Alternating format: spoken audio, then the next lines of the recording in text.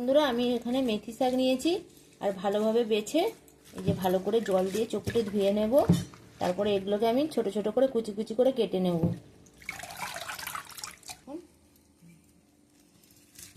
এখন মেথি শাক নিয়েছি, এবার আমি খুব ছোট্ট ছোট্ট করে এগুলোকে কেটে নেব।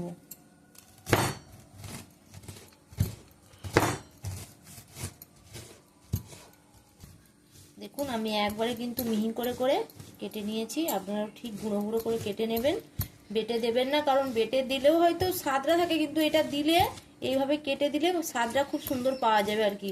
পরোটার সাথে মেথির এই স্বাদ খুব সুন্দর পাওয়া যাবে। দেখুন এই যেভাবে কেটে নিয়েছি একভাবে এরকম মিহি করে কেটে নেবেন। দেখুন এর মধ্যে আমি দিয়ে দিচ্ছি সামান্য নুন আর দেবো একটু জিরে গুঁড়ো। দেখুন আর দেবো এখানে আদা আর কাঁচা লঙ্কা বাটা ছিল, সেটা আমি ওর মধ্যে দিয়ে দিচ্ছি। এবার এগুলোকে একসাথে খুব ভালোভাবে হাত দিয়ে চটকে মাখিয়ে নেব, যেন এ থেকে শাক থেকে জলটা বেরিয়ে যায়। তারপরে আমি এর মধ্যে আটা দিয়ে এটাকে মাখাবো। এর মধ্যে আমি কোনো রকম ময়দা ব্যবহার করব না, সব পুরোটাই আমি আটা দিয়ে এটাকে বানাবো। আর এটা চটকে নিচ্ছি তার জন্য যে আটা নাহলে অন্য সময় হয়তো পাতলা হয়ে যাবে, জল দেওয়ার দরকার আছে এরকম মনে হবে না, আটার পরিমাণটা ঠিকঠাক বোঝা যাবে। এটা মাখিয়ে নিচ্ছি, তারপর এর মধ্যে আটা দেব। ঠিক আছে, দেখুন এর মধ্যে এবার আমি দিয়ে দিচ্ছি 1 বাটি আটা। আপনারা যেরকম ভাবে যতজন মানুষ খাবেন সেরকম হিসেবে বানাবেন। এবার ভালোভাবে এটিকে মাখিয়ে আটার ডো তৈরি করে নেব। দেখুন আমি সামান্য জোয়ান নিয়েছি, আমি এটা আগে দিতে ভুলে গেছিলাম, আর কিছুটা জোয়ান নিয়েছি। দেখুন এর মধ্যে দিয়ে দিচ্ছি জোয়ান, দিয়ে আমি ভালোভাবে একসাথে মাখিয়ে নেব। দেখুন আটার মতো ডো কিন্তু মাখানো হয়ে গেছে। এবার আমি একটু ঘি নিয়েছি, সামান্য অল্প করে একটু ঘি এর মধ্যে মাখিয়ে রাখবো। বেশিক্ষণ মাখিয়ে রাখবো না, মিনিট 2-3 একটু মাখিয়ে রাখবো এটিকে। এইভাবে আমি একটু 2 মিনিট চাপা দিয়ে রাখবো। দেখুন 2 মিনিট পরে আমার খুব সুন্দর একটি ডো তৈরি হয়ে গেছে। এবার আমি রুটির মতো করে কেটে নেব, লেচি কেটে নিচ্ছি। এক এক করে সবগুলোই কেটে নেব।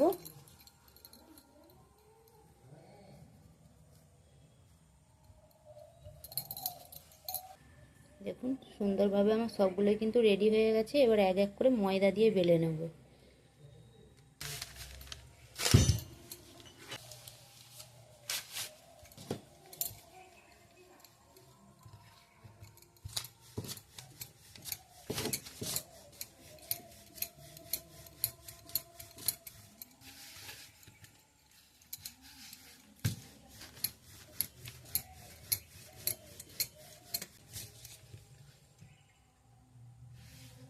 দেখুন পরোটার মতো করে আমি বেলে নিচ্ছি। আপনারা চাইলে রুটির মতো গোল গোলও করতে পারেন।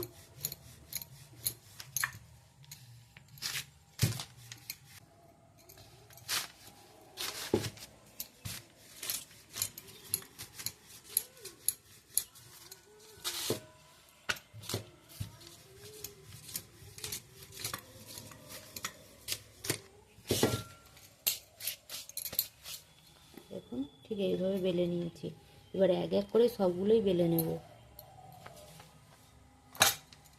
বন্ধুরা আমি গ্যাস জ্বালিয়ে প্যান বসিয়ে দিয়েছি, এর মধ্যে এবার এক এক করে পরোটাগুলো ভেজে নেব।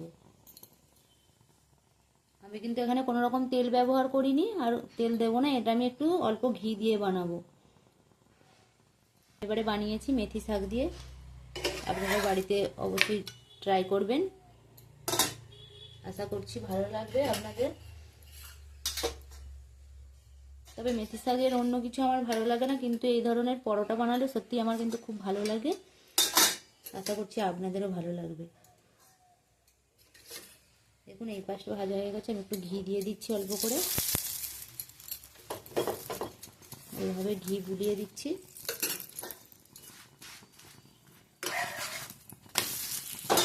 উল্টো পাশটা একইভাবে ঘি বুলিয়ে নেব।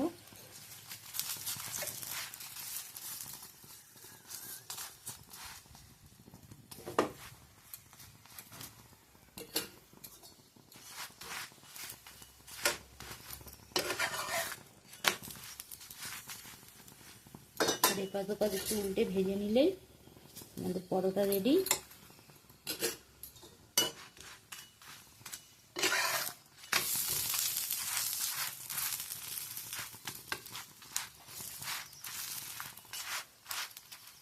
আর আমার এই পরোটার রেসিপি যদি আপনাদের ভালো লাগে অবশ্যই একটি লাইক কমেন্ট শেয়ার করবেন।